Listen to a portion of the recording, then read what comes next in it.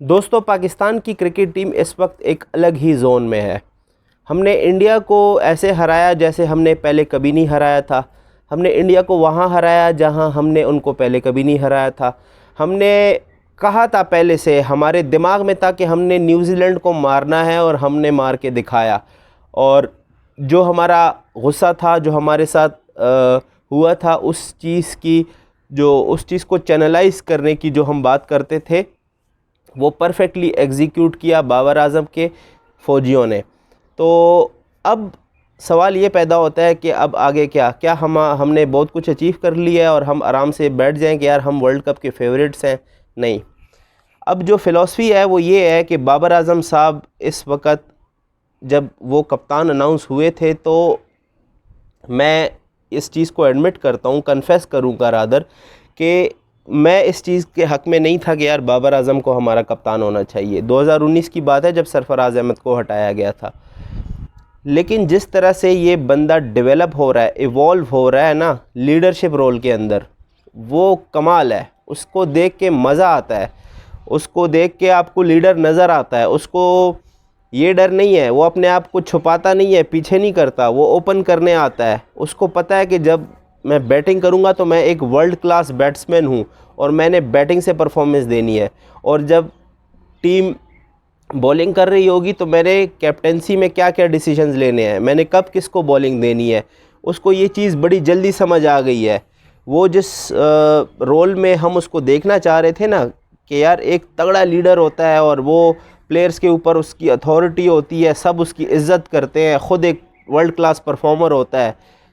वो बाबर आज़म no doubt एक world class performer पहले भी थे, लेकिन अगर आपका कप्तान भी वर्ल्ड क्लास परफॉर्मर होना, तो ये आपकी टीम का जो रुतबा है ना, वो थोड़ा सा एक लेवल ऊपर कर लेती है। आपने देखा होगा कि जब शेडी ने कहा कि यार चलो चक्कर लगा लेते हैं, बहुत बड़ी जीत हुई है, तो उसने कहा कोई ज़रूरत नहीं है, इधर ही खड़े हो के दुरूद शरीफ पढ़ो और वर्ल्ड कप जीतने आए हैं, जीत के फिर सारे चक्कर भी लगाएंगे, एंजॉय भी करेंगे, सब कुछ करेंगे। यार कमाल है, मज़ा आ गया है। क्योंकि ये इस जोन में पाकिस्तान टीम गई कैसे, सवाल तो ये पैदा होता है ना बेसिकली, कि क्यों बाबर आज़म स्पेशल है लीडरशिप ग्रुप रोल के अंदर। वो क्यों स्पेशल है? वो भाई इसलिए स्पेशल है क्योंकि वो सिंसियर है, उसको गेम का पता है, उसको क्रिकेट का पता है, उसको पता है कि मैंने क्या करना है, मुझे जो अल्लाह ने एबिलिटी दी है उसके साथ मैं कैसे इंसाफ करूँगा। उसको ये चीज़ पता है, उसको 100% उसके माइंड में ये चीज़ बैठ गई है कि यार कप्तानी मिल गई है, अब इसको फॉर ग्रांटेड नहीं लेना, कुछ लेगेसी बना के छोड़नी है, कुछ करके दिखाना है, कुछ मिडियोक्रिटी से निकल के आपने वर्ल्ड बीटर कैसे बनना है, आपने अनप्रिडिक्टेबिलिटी का टैग अपने ऊपर से कैसे हटाना है, आपने हाथ में आए हुए मैचेस को फेंकने से कैसे मना होना है। ये सारी चीज़ें बाबर आज़म इन चीज़ों पे फोकस्ड है। तो इसी वजह से जो सारे भाई दोस्त यार मुझसे पूछ रहे हैं ना कि यार पाकिस्तान की टीम को क्या हो गया है, ये अचानक से, मतलब वर्ल्ड कप से पहले से ऐसा लग रहा था कि इस टीम के मसले ही नहीं ख़त्म हो रहे, किसको आना है, किसको जाना है, किसको बाहर करना है, किसको अंदर करना है, कोई समझ नहीं आ रही थी। लेकिन यहाँ पे अल्हम्दुलिल्लाह आप देखें कि जब अल्लाह आपका साथ देता है और आपकी नीयत अच्छी होती है, आपकी टीम के अंदर बंदे सिंसियर होते हैं, जो परफॉर्म करना चाहते हैं, जिनको थोड़े से कॉन्फिडेंस की ज़रूरत होती है, तो आप देख लें आसिफ अली की परफॉर्मेंस आपके सामने है। वैसे यार क्या आइडिया निकाला है जिस भाई ने भी निकाला है ये अपोलॉजी फॉर्म्स वाला, ज़बरदस्त यार, कमाल हो गया है। और मैंने भी भर दी है, आसिफ अली की भी अपोलॉजी फॉर्म भर दिया है, शोएब मलिक का भी भर दिया है, और अभी पता नहीं आगे और कितने भरने पड़ेंगे, क्योंकि हारिस रऊफ़ के फॉर्म तो बहुत ज़्यादा बट रहे हैं और उसकी अपोलॉजी फॉर्म्स की बहुत ज़्यादा डिमांड है इस वक्त, तो वो बहुत ज़्यादा तादाद में लोग मांग रहे हैं। तो परफॉर्मेंस आपके सामने है भाई, जब आपका कप्तान तगड़ा होगा ना, जब उसको ख़ुद परफॉर्म करना आएगा, तो वो अपने प्लेयर से भी करवाएगा।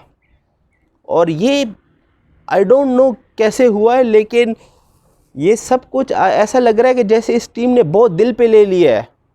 पाकिस्तान को जो वर्ल्ड लेवल पे आइसोलेट करने की बातें हो रही थी, वो इन लोगों ने बड़े दिल पे ले लिए हैं, और ये लोग समझ रहे हैं कि यार cricket is the only way जहाँ पे हम दुनिया को ये बता सकते हैं कि भाई ये मुल्क is here to stay and इसकी जो इम्पोर्टेंस है वर्ल्ड क्रिकेट में वो किसी सूरत आप इग्नोर नहीं कर सकते। वरना तो खेलते रहें, ऑस्ट्रेलिया, न्यूजीलैंड, इंग्लैंड आपस में सारी ज़िंदगी खेलते रहें, क्या फ़ायदा होगा?